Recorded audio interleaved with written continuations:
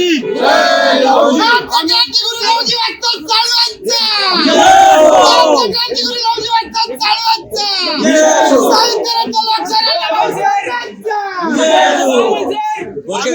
आगे बढ़ो।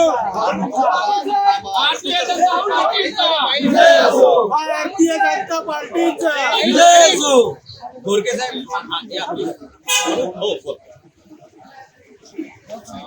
भारतरत्न डॉक्टर बाबासाहेब आंबेडकर, लहुजी वस्ताद साळवे, साहित्यरत्न लोकशाही अण्णाभाऊ साठे या सगळ्या महामानवांना खरं तर स्मरून आजचा दिवस माझ्यासाठी अत्यंत महत्वाचा आहे, माझ्या समाजासाठी महत्वाचा आहे। आणि मी भारतीय जनता पार्टीचे आणि खास करून आमच्या भारतीय जनता पार्टीचे श्रेष्ठ नेते माननीय देवेंद्रजी फडणवीस, माननीय चंद्रशेखर बावनकुळे आणि सर्वच नेते मंडळी यांचे मी खऱ्या अर्थानं आभार मानेल की आज माझ्यासारख्या सर्वसामान्य गरीब कुटुंबातील कार्यकर्त्याला आपण या विधान परिषदेवर संधी दिली आणि आज शपथविधी सोहळा खरं तर पार पडला। आणि मगाशीच मी शपथविधी घेताना खऱ्या अर्थानं संविधानाला मी स्मरण केलं, ज्या डॉक्टर बाबासाहेब आंबेडकरांनी सर्वार्थाने सगळ्यांसाठी जे संविधान खऱ्या अर्थाने मांडलं, त्या संविधानाची शपथ घेऊनच पुढचा सर्व प्रवास माझा हा समाजासाठी, वंचितांसाठी आणि बहुजनसाठी घडेल असं मी सांगितलं।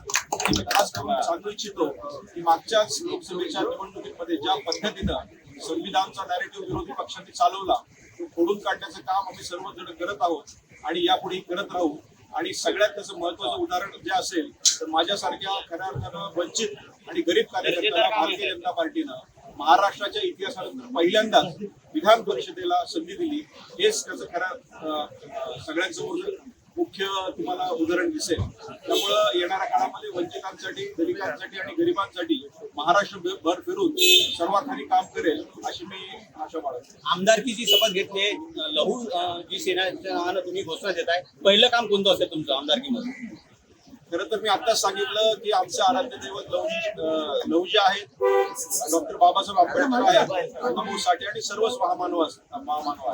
आणि सगळ्यात पहिलं काम महाराष्ट्रातल्या खऱ्या अर्थानं वंचित असलेल्या 59 जातींसाठी चालू करेल। आणि 59 जातीमध्ये माझा समाज, मातंग समाज आहेतच, पण 59 जातीपैकी 59व्या जातीपासून मी काम चालू करेल। आमच्यासाठी जातीचा सर्वात महत्वाचा प्रश्न आहे जो अनेक दिवसापासून प्रलंबित आहे, तो अबकडचा प्रश्न आहे। त्यासाठी मी खऱ्या अर्थाने सर्व महाराष्ट्रभर फिरून सगळ्यांना एकत्रीकरण करून खऱ्या अर्थानं तो प्रश्न कसा मार्गी लावेल यासाठी मी प्रयत्न करणार आहे। भारतीय धर्तीवर आरटीचे प्रयत्न झालेले आहेत, आरटीच्या माध्यमातून सामाजिक, शैक्षणिक आणि सगळ्या अर्थाने प्रगती समाजाची कशी होईल याकडे लक्ष देईल। आणि 59 जाती ज्या आहेत अनुसूचितच्या, या सर्व जातींसाठी शैक्षणिक उद्धारासाठी, व्यावसायिक उद्धारासाठी आणि सामाजिक उद्धारासाठी प्रेरणेने आणि 24 तास काम करेल। दुसरा प्रश्न असा होता, आज आमदारकीची शपथ घेताय तुम्ही, डीसीएम देवेंद्र फडणवीसांच्या काय शुभेच्छा होत्या, आज काय बोलणं झालंय का?